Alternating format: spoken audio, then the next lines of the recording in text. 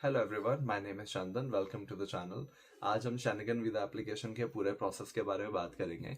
In my last holidays I went to Vienna. Vienna is the capital of Austria और Austria Schengen region में है, इसलिए उसके लिए हमें शेनिगन वीजा अप्लाई करना होता है। तो अपना ये पूरा शेनिगन वीजा का प्रोसेस मैं स्टेप बाय स्टेप आपसे डिस्कस करूंगा। तो इसमें सबसे पहले हमें अपॉइंटमेंट चाहिए होता है फॉर दैट कंट्री, जिस कंट्री में आप जाने वाले हैं। इन माय केस मुझे ऑस्ट्रिया का अपॉइंटमेंट चाहिए था, तो that was available on VFS global website. VFS global की अपॉइंटमेंट के लिए आपको सबसे पहले अपना अकाउंट क्रिएट करना होगा वीएफएस ग्लोबल वेबसाइट पे। और जब आप वहाँ पे कंट्री सिलेक्ट करेंगे तो वहाँ पे आपको पूरा अवेलेबल स्केड्यूल शो हो जाएगा कि आपकी अपॉइंटमेंट्स किस किस स्केड्यूल में कब कब कमिंग डेट्स में अवेलेबल हैं। तो जिस तरह से भी आपको कंफर्टेबल हो और जैसा आपकी अवेलेबिलिटी है, आप अकॉर्डिंगली अपनी अपॉइंटमेंट बुक कर सकते हैं। वीएफएस अपॉइंटमेंट का फीस था दैट वाज £36। और एक और चीज़ मैं सजेस्ट करूंगा, आप जब भी अपॉइंटमेंट बुक कर रहे हैं आप ट्राई करें कि आपका अपॉइंटमेंट जब आप ट्रैवल प्लान कर रहे हैं एक्चुअल में उससे एटलीस्ट 40-45 डेज एडवांस में हो, सो दैट आपके पास इनफ टाइम हो डिसीजन वेट करने के लिए and then to collect your passport and then to prepare for your travel plan. Then उसके बाद जो आपको डॉक्यूमेंट्स चाहिए सारे के सारे इसमें अप्लाई करने के लिए, उसमें सबसे पहला होगा आपका पासपोर्ट। पासपोर्ट की एटलीस्ट 6 मंथ्स की वैलिडिटी होनी चाहिए। और अगर आपकी करंट पासपोर्ट पे या अगर आपका ओल्ड पासपोर्ट भी है उससे पहले वाला, तो जो भी आपकी ट्रेवल हिस्ट्रीज हैं या जितने भी स्टैम्प्ड पेजेस हैं उन सबकी फोटो कॉपीज आपको प्रोवाइड करनी होंगी। देन इन माई केस अगर मैं यूके से अप्लाई कर रहा था, तो मुझे यूके का जो रेजिडेंस परमिट होता है बीआरपी कार्ड, उसका भी कॉपी प्रोवाइड करना था और उसका भी एटलीस्ट 6 मंथ्स का वैलिडिटी होना चाहिए। Then your next step would be visa application form. Visa application form Austria की गवर्नमेंट वेबसाइट पे अवेलेबल है, आप वहाँ से डाउनलोड कर सकते हैं। और once you have that form, आप वो पूरा फॉर्म फिलअप करेंगे based on your own personal information and everything. और आपको साथ में लगाना होगा अपना कवर लेटर। कवर लेटर में आपको अपना पूरा आइटनरी एक्सप्लेन करना होगा कि आप किस किस डेट से ट्रैवल करने वाले हैं, आपकी डेट ऑफ एंट्री और डेट ऑफ एग्जिट क्या होगी, आप कौन कौन सी कंट्रीज ट्रैवल करेंगे और आपके मेजर अट्रैक्शंस आप कौन से ट्रैवल करने वाले। बेसिकली आपको अपना पूरा प्लान डिस्कस करना है कि आप क्या करने जा रहे हैं वहाँ पे। देन अगर आप स्टूडेंट हैं तो आपको हॉलीडे अप्रूवल लेटर चाहिए होगा फ्रॉम योर यूनिवर्सिटी, जो आपको अपनी यूनिवर्सिटी के एडमिन डिपार्टमेंट से मिल जाएगा, या जनरली स्टूडेंट लाइफ सेंटर्स होते हैं। तो स्टूडेंट सेंटर से भी आपको फॉर्म मिल जाएगा। जब भी आप अपना प्लान कर रहे हैं, वो मोस्ट प्रॉब्ली आपका सेमेस्टर ब्रेक होगा या आपकी यूनिवर्सिटी की हॉलीडेज होंगी, तो आप उनको एक्सप्लेन करेंगे कि आपको अपनी कमिंग हॉलीडेज में या सेमेस्टर ब्रेक में अब्रॉड ट्रैवल कर रहे हैं, तो they will give you the holiday approval letter. और अगर आप जॉब कर रहे हैं, फुल टाइम कर रहे हैं या पार्ट टाइम कर रहे हैं, तो आप को अपने एम्प्लॉयमेंट डॉक्यूमेंट्स भी साथ में देने होंगे। एम्प्लॉयमेंट डॉक्यूमेंट्स में सबके आपको आपको चाहिए आपका जॉब कॉन्ट्रैक्ट, और आपको चाहिए होंगी एटलीस्ट 3 मंथ्स की सैलरी स्लिप। 3 मंथ्स की सैलरी स्लिप मिनिमम चाहिए होंगी। अगर आप कुछ एक लंबे टाइम से वहाँ काम कर रहे हैं तो you can provide 6 month salary slip also. और आपको चाहिए होगा holiday approval letter from your company also, जहाँ भी आप जॉब कर रहे हैं। Holiday approval letter should be on the company letterhead with the company's address and contact numbers and everything. और एट द सेम टाइम उस पर आपकी सारी डिटेल्स मेंशन होनी चाहिए कि आपका नेम, आपका कॉन्टैक्ट नंबर, आपकी जॉब पोजीशन जिस पे भी आप काम कर रहे हैं, आपका वेज रेट क्या है, आपकी ज्वाइनिंग डेट क्या थी, कब से आप कंपनी में काम कर रहे हैं। एंड देन उसमें ये एक्सप्लेन होना चाहिए कि दैट दे आर अवेयर कि आप इस डेट से लेके इस डेट तक ट्रैवल करने वाले हैं and your holidays has been approve and the company does not have any objection for you to travel abroad during this period. और उस पर आपका जो इशूइंग मैनेजर होगा या सुपरवाइजर होंगे, उनके नेम, उनके सिग्नेचर्स ही होंगे and his contact number and email ID, just in case कि वो वेरीफाई हो सके।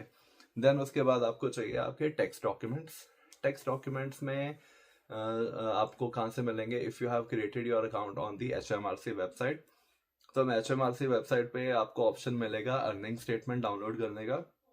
एटलीस्ट 6 मंथ्स का अर्निंग स्टेटमेंट रिक्वायर्ड होता है। अगर आपका लंबा हिस्ट्री है तो you can provide up to 1 year also.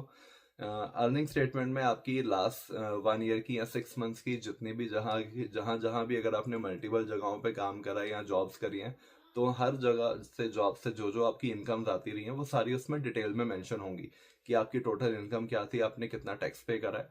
तो वो एक डॉक्यूमेंट्स ऑथेंटिकेट हो जाता है कि आप यहाँ वर्किंग हैं और you have enough money to support yourself. उसके बाद आपको चाहिए होगा आपका bank statement. Bank statement will be required ये प्रूफ करने के लिए कि आप फाइनेंशियली खुद को सपोर्ट कर सकते हैं।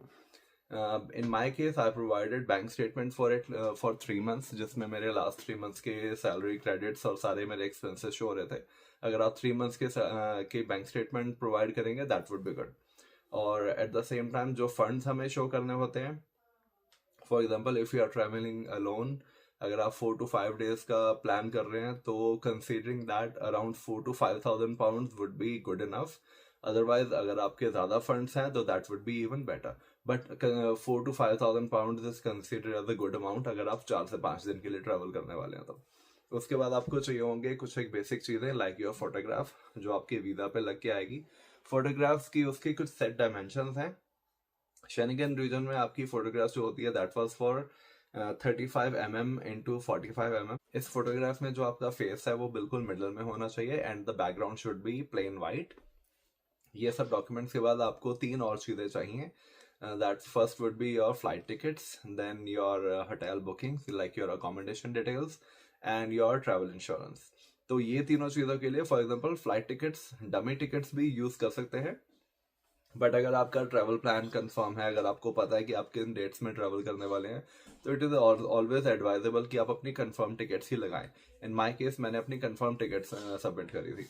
और then you need your accommodation details. Accommodation में आपके पास 2 ऑप्शन हैं. या तो आप होटल बुकिंग कर सकते हैं या आप एयरबीएनबी से भी अपनी अकोमोडेशन बुक कर सकते हैं. होटल बुकिंग्स मैंने अपने लिए केस में यूज़ करी थी बिकॉज अगर आप bookings.com से होटल बुकिंग करते हैं तो आपको बुकिंग करते ही होटल की तरफ से कंफर्मेशन ईमेल आ जाता है कि आपकी ये डेट्स कंफर्म्ड है. बट अगर आप एयरबीएनबी से बुक करेंगे तो जब तक आप उस ड्यूरेशन का फुल अमाउंट उनको पे नहीं कर देंगे तब तक आपको कंफर्मेशन नहीं मिलेगा. तो इन दैट केस अगर आपको लेटर ऑन कोई अपनी अकोमोडेशन चेंजेस करने हो या आपको कोई और अच्छी ऑप्शन मिल जाए, और अगर आप एयरबीएनबी ऑलरेडी बुक कर चुके हैं तो आपके लिए थोड़ा मुश्किल होगा. तो इन दैट केस एडवाइजेबल है कि you can book your hotel bookings through bookings.com. You can use the email confirmation from the hotel for your visa purpose. अगर आप उसी होटल में स्टे करते हैं that would be even better. और अगर आपको कोई और अच्छी डील मिल जाती है या अगर आपका प्लान चेंज हो जाता है तो आप लेटर ऑन उसको चेंज भी करेंगे तो कोई प्रॉब्लम नहीं आएगा. Then you need is your travel insurance. For the Schengen region, you need a travel insurance coverage for minimum at least 30,000 euros. और जो कि अवेलेबल होगा कुछ एक मेजर ऑर्गेनाइजेशन है जहाँ से आप वो करा सकते हैं लाइक AXA इंश्योरेंस और यूरोप असिस्टेंस. मेरे केस में मैंने यूरोप असिस्टेंस से करवाया था. यूरोप असिस्टेंस की वेबसाइट पे जाके आप सिंपल सा फॉर्म भरेंगे, अपनी ट्रैवल डेट सिलेक्ट करेंगे, अपना पासपोर्ट नंबर और अपनी कंट्री सिलेक्ट करेंगे कि आप किस कंट्री में ट्रैवल करने वाले हैं, and that will give you code once you make a payment. साथ के साथ आपको उसका ट्रैवल इंश्योरेंस का सर्टिफिकेट आपको अपनी ईमेल आईडी पे मिल जाता है जो आप अपना डॉक्यूमेंट्स यूज़ कर सकते हैं. इन माई केस जो मैंने अपना ये पूरा का पूरा बुक करा था insurance, that costed me at least around 25 pounds. और जो सारे के सारे और एक्सपेंसेस थे वो मैं आपसे डिस्कस करूंगा इसी वीडियो में. So once you have all these documents ready, आप उसके बाद जिस दिन आपकी VFS अपॉइंटमेंट है आप उस दिन VFS अपॉइंटमेंट के लिए जाएंगे अपने ये सारे डॉक्यूमेंट साथ में लेके.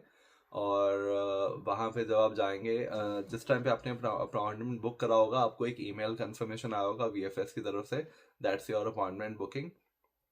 आप उसका हार्ड कॉपी लेके जाएंगे. Once you reach there you will show them the document और वो आपको एक टोकन इशू करेंगे. वो टोकन आपको वेट करना होता है कि हाँ जी जब आपका नंबर आएगा then they call out your token number और फिर आप उस काउंटर पे जाते हैं ये अपने सारे डॉक्यूमेंट्स लेके. The VFS people they are very nice and specially in UK. उन्होंने मेरे सारे डॉक्यूमेंट्स चेक कर लिए थे और अगर उनको लगे कि कोई इंपॉर्टेंट डॉक्यूमेंट मिसिंग है तो वो आपको वहीं के में बता भी देते हैं कि आपको ये डॉक्यूमेंट्स अलग तरह से लगाना चाहिए या सही नहीं है या आपको कैसे करना चाहिए. So you can make those changes accordingly. Once you are done with all of these तो आपको जो वीज़ा एप्लीकेशन की फीस है वो भी VFS ऑफिस में ही पे करनी होती है. That was around £60 in my case. तो ये सारे के सारे प्रोसेस में सबसे पहले मेरी था VFS अपॉइंटमेंट की बुकिंग, वो थी £36 की. देन था मेरा ट्रैवल इंश्योरेंस, वो था £25 का. और फिर थी मेरी वीज़ा एप्लीकेशन फीस, वो थी £60 की. तो यही टोटल 3 एक्सपेंस थे जो मेरे वीज़ा एप्लीकेशन प्रोसेस में जो मेरे को करने पड़े थे.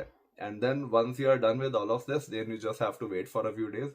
इन माई केस मेरे को याद है मेरा अपॉइंटमेंट था फ्राइडे के दिन which was the last working day of that week. And after उसके बाद एक सैटरडे संडे होते ही मंडे इवनिंग मेरे को ईमेल कंफर्मेशन आ गया था that your passport is ready for collection. And then Tuesday मैंने अपना पासपोर्ट कलेक्ट कर लिया. So like within 3 days I got my passport. So this was the whole process. और यही सब डॉक्यूमेंट्स हैं जो आपको चाहिए होंगे जर्नी शेनिगन वीजा एप्लीकेशन के लिए. तो आई होप ये सारी इन्फॉर्मेशन आपके लिए बहुत यूजफुल रहेगी. और अगर आपको ये कंटेंट अच्छा लगा हो तो please like the video and subscribe to the channel so that मैं इससे रिलेटेड और अच्छी अच्छी वीडियोस आपके लिए बना सकूं. Thank you so much for watching the video and good luck for everything.